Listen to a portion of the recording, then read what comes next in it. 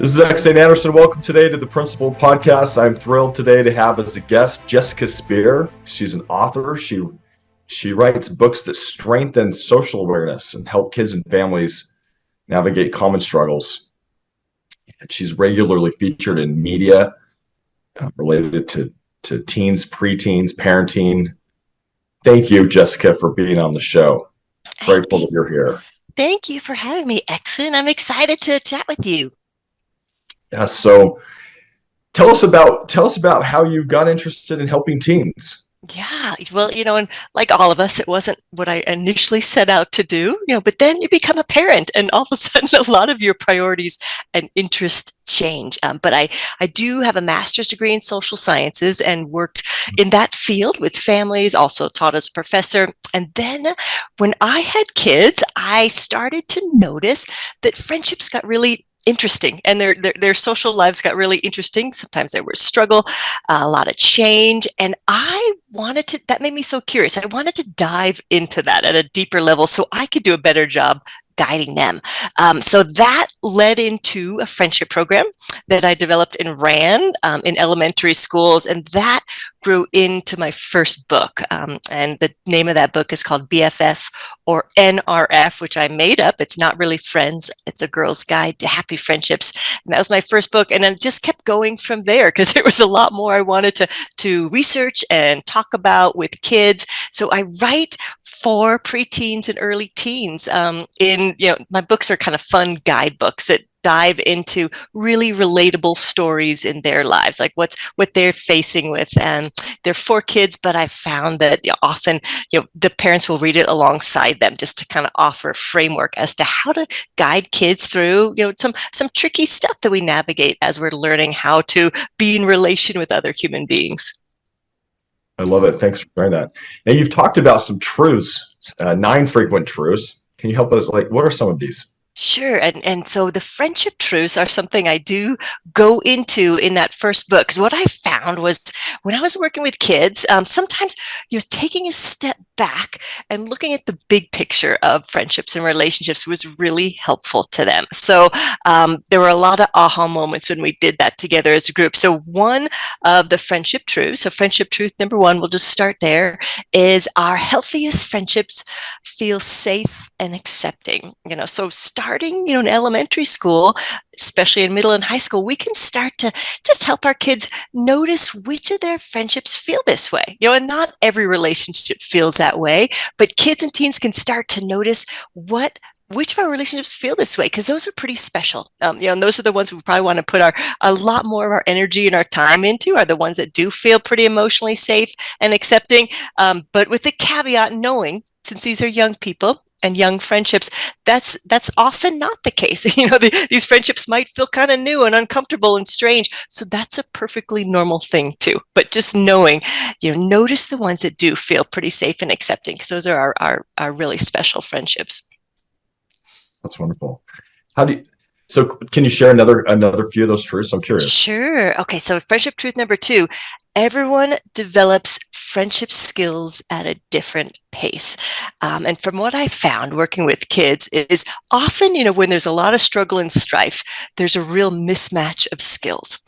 So maybe someone hasn't quite learned how to share or be flexible, and the other person hasn't learned how to maybe stand up for themselves or put some boundaries down. And then in that relationship, we have, some conflict and struggle. So totally normal. I think it's important for kids and families to remember that, everybody's doing this at their own pace. Everyone's learning these relationship skills. There's a lot of them. If we think about all the skills that go into a relationship, it's a lot.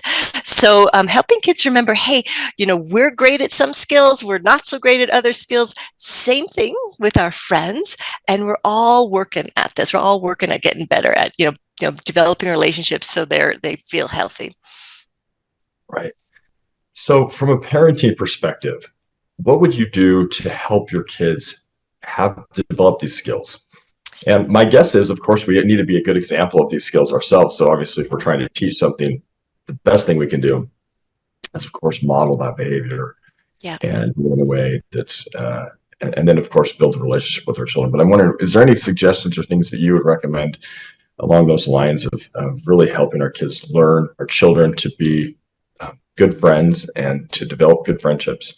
Yeah, Um, great question. And you've talked a lot about, for me, the first step is something you've talked about a lot on your show. And, it's instead of jumping right in, with our wisdom and our solutions, is first really pausing and listening. So that's, when we're having a conversation with our kids, let's just say, your daughter comes in and she's just had this really horrible day because of how she was treated with her friend group. So she's really upset.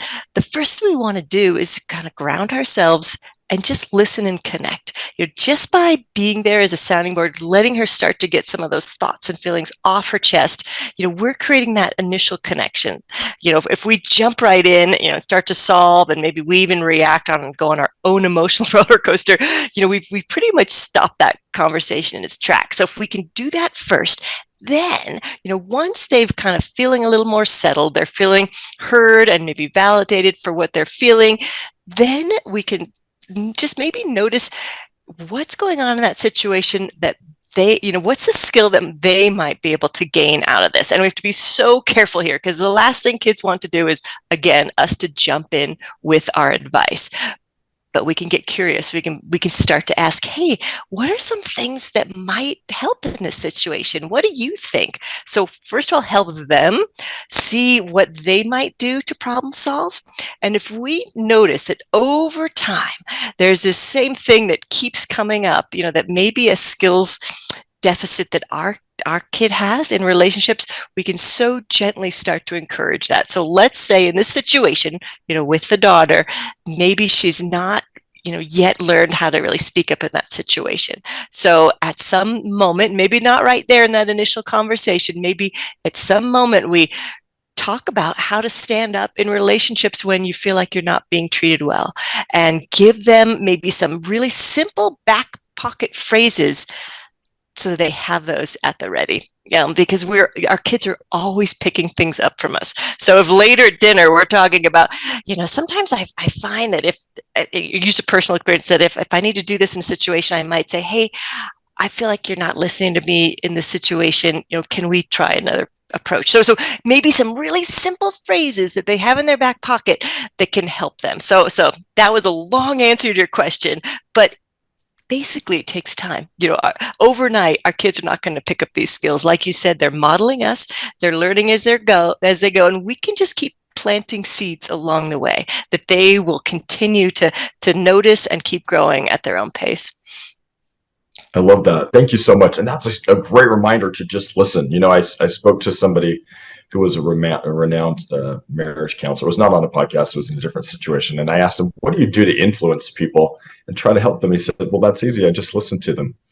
And that listening piece is so interesting. I also know that listening, obviously, in our parenting is so important.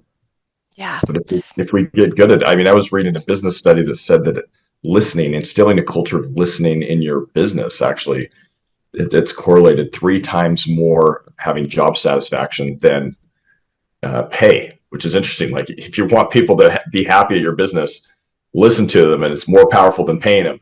You Yeah, know what I'm saying? I So powerful. totally know what you're saying, because, really at the deepest level, it's so healing. If it feels like the person across from us is really listening and we're being heard, that in itself is so healing. And often, with our kids, that might be all they need. Something uncomfortable happened at school, and they're struggling with that. But just the fact that somebody else, who holds them in really positive regard, someone who loves them, hears them, that's often all that needs to happen there. Like that, you did your job. You help them. You help them heal inside themselves this really uncomfortable thing that happened. They were able to get that out of themselves and move on. And that's often all that we need to do. Right? And I think when we really feel understood, I'm so glad you reminded me of this. It's something I'm certain I could be better at in my own parenting, where I don't say, okay, this is how we could solve it. We could listen, ask questions gently, as you said, kind of help them start thinking about how they could solve this, and which shows the confidence that they can solve it with some good and some of those just thoughtful questions that you could ask as you go forward. Because the end game is, we want them to have the confidence to solve problems on their own. Which doesn't mean we totally leave them hanging, but just putting that question out there. Hey, what do you think you can do in this situation? If there's something they think they want to do, just asking that shows that I have confidence in you, that you can work your way through this. So we're just there by their side. We're right there by their side. I love that approach too. And I think if we swoop in and try to give them all the answers, sometimes the unspoken message is, you're not smart enough to figure this out, or I'm smart and I'll tell you how to do it because you can't figure it out. And when you ask them those questions and listen to them, it almost gives them that, oh, mom or dad has confidence that I can figure this out. Yeah. And, now as a mom of two teens, I know as soon as I jump in with my advice, I just shut down the whole conversation. Because often I don't understand the complex dynamics of the situation. So my suggestions, and ideas are often completely off base, because I don't understand all the complexities of what's going on. So by me throwing something out there that to them sounds totally ridiculous is just, okay, we're done talking now, which is not what I want to do with my kids. I want them to keep talking and sharing and, exploring with me. So it's a practice for me too. Even after years of doing this, to try to keep my mouth shut. That's interesting. And it almost sounds like you become kind of a sounding board for them. And if they're willing, if you can set it up, when I say set up, if you can become the kind of parent where they feel safe to come and talk about things, and then you can ask them thoughtful questions to help them think it through. Not only are you sending the message that, hey, you can do this, but then you also have a little more chance of being able to influence them in good ways and share some of your wisdom in a way that's not, what's the right word, Jessica?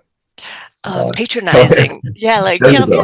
Patronizing, thinking they're not capable of doing this. And, the one step that's key, once we've kind of grounded ourselves and listened, and before we get into our asking questions mode, is just that validation, because that's also super important. And all that can be is, the phrase I love is, that sounds really hard. So they've shared with us, we're listening, and just someone saying, boy, that sounds really hard. That's so validating, because it is hard. It's obviously, knock them off a little bit. They come home, they're talking about it, they're struggling with it. So acknowledging that piece, is healing too. So they don't feel like they're crazy if this is upsetting them. Right. Thanks for sharing that. I was talking to someone about the way you react to things is so important. And one of the things that was really interesting in this topic of, if you're, say you're walking along with your children or a child, and they fall down and they skin their knee. And if you get really, really intense and they're like, oh my goodness, I can't believe you skinned your knee, and we're going to the hospital, and we're going to have, and coochie, and you get really, really intense about it. A lot of times they may think to themselves, oh, I'm fragile and I'm breakable. And then when they skin their knee and you're not there, which will happen at some point, they can hear that voice in their head, kind of like, well, mom or dad really freaked out, so maybe I need to freak out. On the other hand, if you're kind of calm and, you could say, well, maybe you could help us with a good way to do this. But I've heard somebody say, if you're calm about it, you say, well, that happens sometimes, and I'm sure that's hard, as you said, you kind of acknowledge it. But at the same time, you're going to be okay. And you can send a calming message. I've skinned my knee and things hurt. And I think, you basically want them to hear that voice in your head when you're not there. Is that something you would agree with or not? Oh, so totally. When they skin their knee and you're not there, it's like, well, dad knew it was no big deal and I'm going to be okay. And mom knew it's no big deal and I'm going to be okay. And because of that, they handle the situation much better when you're not there. Yes. Yeah. And the fancy term, if we want to get into fancy terminology, the fancy term for that is co-regulation. And that is such an important job, for parents, is we can actually help regulate our children just by regulating ourselves. And that's called co-regulation. So to use your example, the child falls and skins their knee. We, react in a really calm, grounded way. Our calm nervous system actually influences their nervous system too. Because, we are picking up each other's nervous systems. We just are, especially when we're in a close, loving relationship with somebody. So by not freaking out and being calm, we're helping our child regulate themselves. So yeah, so the one phrase that stuck with me over the years is a dysregulated adult cannot help to regulate a child. So that's so important for us to remember as adults. So if we are dysregulated, there's no way we're going to be able to help settle and calm our child. We first have to settle and calm ourselves. It's like that airplane thing, put the mask on yourself before you put it on your child. We first have to regulate ourselves before we can even begin to help to settle and calm our child.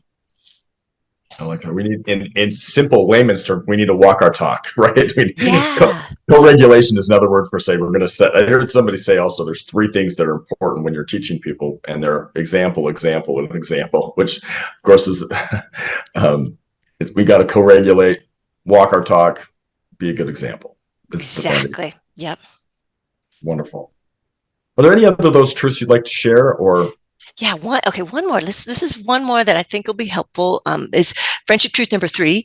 Friendships have different phases and change over time. And we know as adults that we look back over the course of our lives, our friendships had kind of seasons. Yes, we might have a handful of friends that have actually made it through early childhood all the way through our adulthood. But most likely, what most often happens is, our friendships kind of come and go. They might ebb and flow. And I found by working with kids that when they know this, it takes some of the confusion off their shoulders. Because especially in elementary, middle, even high school, even the fact of like changing classrooms can shift up their whole friend group. Or there's so many ongoing changing dynamics that they might have a close friend and then all of a sudden that friend isn't close anymore, and that can feel really weird. So just normalizing that friendships have different phases and change over time helps kids know that that's actually a normal thing. And sometimes it's hard because we wish we still had that close friend, but we don't anymore. But we don't know the end of the story. So, you never know. Friendships might come back and become close again, even those that have drifted apart. And now that I've got 2 high school daughters, it's fun to see some of those changes and some of those things coming full circle. So maybe they had a close friend in elementary school, things changed, they weren't so close, but in high school, they ended up being, co-captains of a team together, so it's a different relationship, but they have that history there. It's still a friendship. It's just different.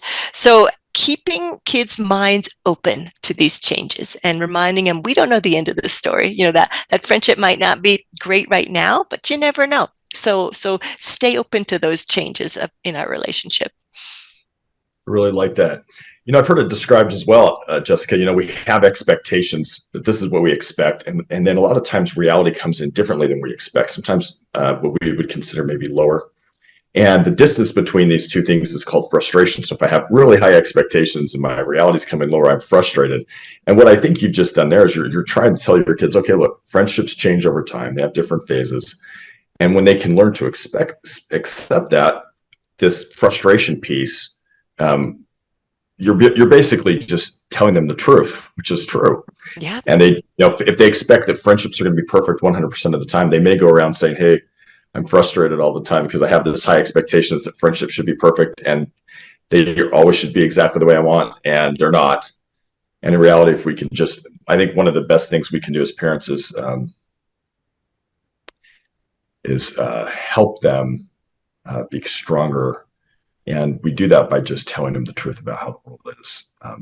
Yeah, and normalizing some of these things that aren't so clear, especially when you're a young person. But normalizing that no, that that's hard. It's hard and uncomfortable, but that's actually kind of how it works sometimes. So stay open to these changes. Stay open to growth in other people and growth in yourself. And the more open we can be to these things, and not putting judgments out there or pretending that everything is done and final, staying open will often help us, flow through all these changes in a much smoother way. That's wonderful. That's good. Thank you. Let me ask you this: where can your audience find you and your books? Sure. The easiest place is my website, which is Jessica Speer, Speer, speer.com. I've got a lot of articles on this topic and resources. All my books, links off to my books are there. They're available anywhere books are sold, so you can find it at your favorite bookseller. And on that website too, I've got something called the Friendship Pyramid, which a lot of families use it as kind of a framework, again, just to help us identify and our healthiest friendships and the qualities that go along with those friendships, so we can cultivate them in ourselves. So if you search Jessica Speer Friendship Pyramid, you'll come up with that too. Can you, I want to take just a second here. Can you tell us about the pyramid just a little bit more? Sure. Okay, so the pyramid takes a lot of these truths and kind of puts it into one graphic. Okay, so let's picture in your head the shape of a pyramid. At the tippy top, I've got close friends, and it's visually small because we know that it is hard to find. These are your go-to people, which most of us have, less than 5 are the people that we feel like are really special close friends. Those ones we talked about earlier that feel really safe and accepting. So at the very tip, and the qualities that go along with those, but knowing that those are hard to find, and that's totally normal too. Underneath that is the friendship swath of the pyramid, which is really big, because I use this term loosely, because we all have neighbors, we have teammates, cousins, classmates. I lump a lot of those into the friends, because these people we interact with them on a regular basis. It's usually pretty friendly. No, it doesn't feel as close as our close friendships, but these relationships are also really important and add so much value to our lives. So staying open to that, knowing they're not perfect, but these are also important relationships. Underneath that, acquaintances. So staying open to all these people we don't even know yet, but we might see across the school, or we might see them on other teams, knowing that, hey, you never know. There's options for new friendships out there. But then running up and down the side of the pyramid is an arrow and pointing in both directions, which says change. So like we talked about earlier, it's possible to have a close friend that might actually go back down to an acquaintance, or vice versa. And knowing that feels weird and uncomfortable, but that's normal. And on the other side of the arrow running down the other side of the pyramid is misunderstandings. And so just knowing that's actually perfectly normal too. We have misunderstandings in our relationships all the time too. So so the friendship pyramid kind of takes all these friendship truths and puts them in an illustration for families, just to serve as a reminder to help us navigate friendships in the best way that we can, and as openly as we can as well. Thank you for sharing that. So jessicaspeer.com, Jessica, SPEER.com, correct? You Correct. can find that friendship pyramid, which sounds, I'm intrigued with it, the close friends and the friendships, and the acquaintances. Is there anything else you'd like to share with our audience today, Jessica? Just hats off to you, Exon, and all your listeners for just really going deep into this. I love the fact that you and your listeners are really thinking about how can we do this as best as we can, because what an opportunity we've got as parents, not only to grow ourselves, but to help grow these young people, to lead, just the healthiest, most content lives that they can. So just keep doing exactly what you're doing, everybody. Just keep growing yourself. Thank you, Jessica. Thank you so much for being on the show. It's been an honor having you. Thank you for sharing your expertise.